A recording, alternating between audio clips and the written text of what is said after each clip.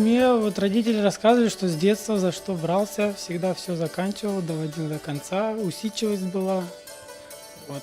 А талант, наверное, от дедушки передался. Говорили, дедушка был ковалем.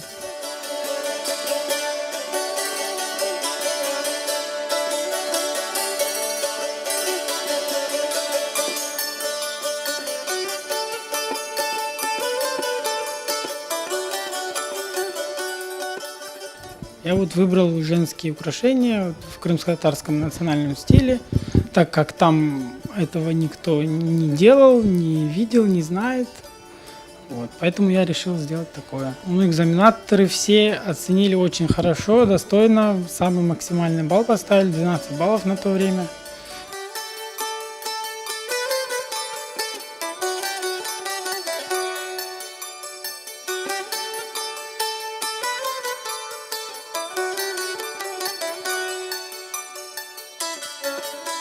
На каждое изделие в крымско-татарской филиграни имеется орнамент. И когда я начинаю какое-то делать изделие, уже смотря на человека, какой орнамент к нему больше подойдет,